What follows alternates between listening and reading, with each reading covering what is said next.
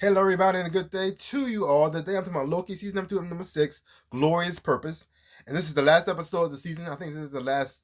I think it's the last episode of the series. I think they're going to be coming back after this because the way this thing ended, it pretty much wraps up the whole entire story of Loki. It pretty much gives him a good send off as well too. And I can't see this story coming back coming to this character coming back any type of way anytime soon. I mean they do. I'm not sure how they're gonna do it, but the way it was done here, I think it was done quite well. I think this whole entire season was done quite beautifully, and I think this season was way better than the first.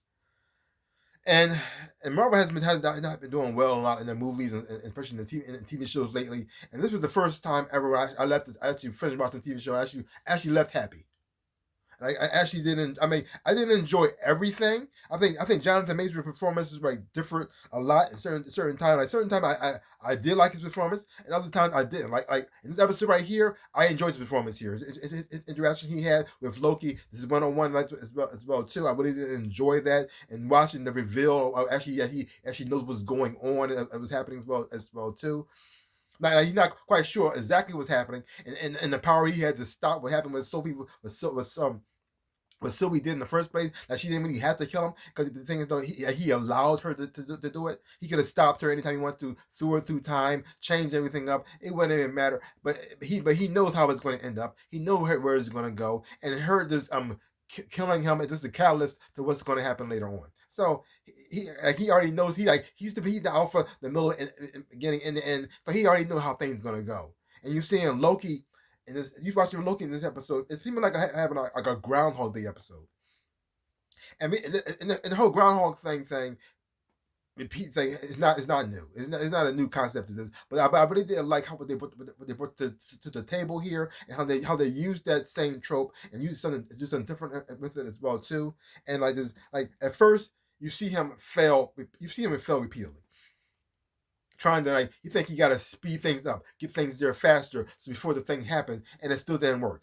And then when you see him actually learn everything about science and physics, when he goes to Obi, he said, like, how long would it take for me to learn everything you know? And Obi been doing this thing for centuries. So he said, it'll take like centuries to do this. He said, fine. And it says centuries later, this dude went actually, I don't know what schools he went to. They had to show that, but they just show that he knows what's going on. He understands how things work, and he actually could fix whatever it needed to get fixed, and he got it to go through, and it still didn't work. And I really do like that kind of stuff like that too, because things though, I always hate when they have smart characters do something stupid and it fails. But I'd like to see a smart character do something correctly and it still fails, and it makes you, it takes away the hope that you have. Like you really do feel the doom of that happen because when the characters do something stupid, when something bad happens to them, you don't really feel bad. You don't really feel anything when you see a character actually try, learn from their mistakes, improve, do better, learn more, and then go through the whole process of learning everything so you can do everything correctly, and they do everything right, and it still fails. That's when it feels. That's when you really feel when you feel something, because now you're in their shoes. You're experiencing what they went through. You just, oh my gosh, did the exact same thing, and it still failed. Oh, that sucks. That sucks. And then you see how his things switch over to Sylvie when he goes to see that he who remains, because he keeps traveling different points in time trying to figure out should I do to fix this? How should I fix this? How far back should I go? And it pretty much all go back to Sylvie. She is the problem. She's the reason why all this bad thing happened in the first place. And here's the thing: now, would killing her fixed it? Would it made things better? Would that be another road that he who remains can manipulate to go back in his favor? Would it have changed anything at all? Because at first I kept thinking maybe he should just kill Sylvie. I mean, maybe he should just kill her. But I knew he wasn't going to. But I kept thinking, would that have made things better if he did kill her? Would have just kept things going the same way it was before? Nothing changed at all? Because he still would have been in power. He still would have been doing his thing. So he still would have been controlling everything. So what had that really have done? And then when you see Loki, and you see his journey, and you seeing how he ends up, pretty much becoming like you could say the god of time and space and all the other worlds, and from a person who only wanted power for himself, who wanted to be on the throne to show Odin that he should be there, and that Thor shouldn't. And that's to have the power just for selfish reasons. He didn't care about the people of Asgard. He didn't care about their well-being or about them at all. He's the one to be in charge. He's the one to be in control. He says, look at me. This is my glorious purpose to rule over you. That's what he always thought. Like he should be. He always thought he was better than everyone. But now when you see him sit on that throne, he's a changed man. He's been through a lot of things. He knows all the mistakes that he made. He made friends that actually made a family. And when he makes this sacrifice, he's not becoming a throne because he wants to be on power. He's on the throne because he feels as though he has to, because this is the only way it will work out for everybody. He's doing this to save them and also fix the timeline. And when he turned the whole timeline into this version of the world tree as well, and it comes back full circle to it, like this Asgardian roots as well. He was just, oh my God, this is amazing. This is amazing. When you see him step through that thing and you see him transforming into like Loki guard and the horns coming out and everything, they're like, oh my God, it gets you excited, pumped up. At the same time, you also feel sorry for him as well too, because he's alone.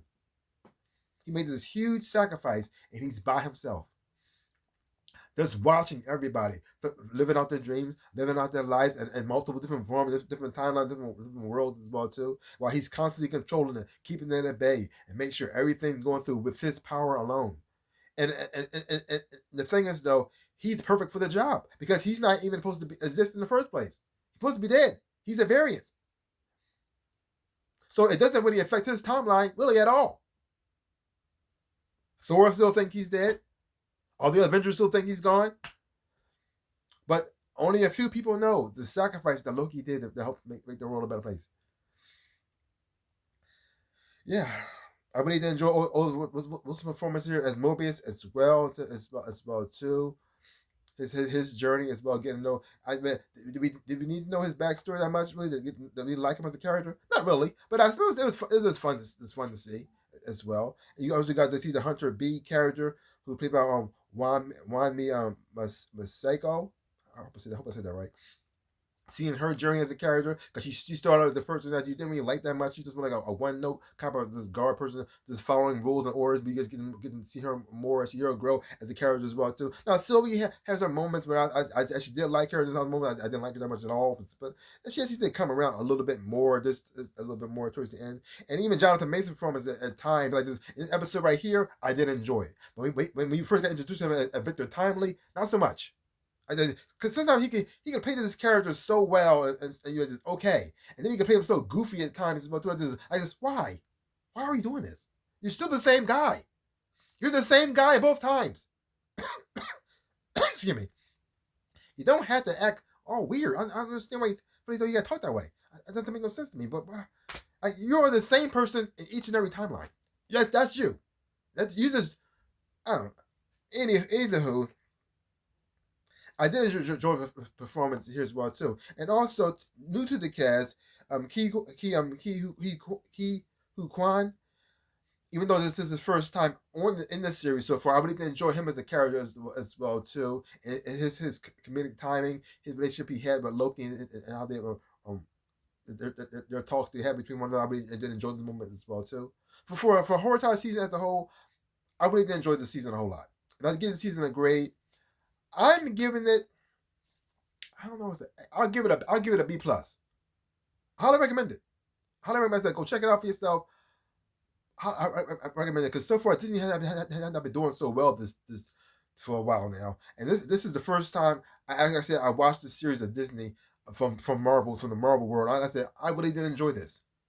I really did a lot more. I enjoyed it way more than the parts I didn't like. Now, I don't know this. Now, here's the thing, though. Because they did this, I don't know how Kang fits into this world anymore. I really don't. I really don't like what they did with Kang in the first place. They did not portray this character well at all. I don't know what Marvel is about not portraying their characters what they are in the comic books. The thing is, though, making a comic book movie should be easy. It should be really, really easy. If you have the source material right there in front of you, all you gotta do is read it. Read a couple books, get to understand who the characters are, what their powers and abilities are. Is the internet, look it up. And then do that? Is it that hard? I don't understand why they got. I just like this isn't really Kang. I mean, Kang is from the future, and I think he's supposed to be a descendant of Reed Richards. He comes from a time from the future in a time where technology is at most advanced, and he goes back in time and he travels to different worlds and he uses the technology from that time and the technology he gathers from all future worlds, and then he goes back in time and puts himself in positions of power so he can pretty much conquer and control other timelines throughout the universe. And then when he gets to the 616 universe, he keeps failing each and every time. He doesn't understand why. Every time he keeps going to the Avengers, he fails. But he has conquered multiple worlds and multiple timelines all over the world. But when he comes to the 616, he gets his butt whooped every single time. Now, why can't they just show that? Why they gotta be this whole goofy route and stuff like that too? Have him born in the past like this? Why? No, he wasn't. I don't get it. But either way, either who, overall, I did enjoy the season. So if you haven't watched it, check it out for yourself. Hopefully, you watch it, you will enjoy, have fun watching it too. Leave your comments down below. Let me know what you thought about the season of Loki. Did you enjoy it? If you haven't watched, I really recommend it. I said check it out for yourself. Hopefully, you will enjoy it because I know I sure did. So far, this is the best thing Marvel has put out so far. That's kind of sad.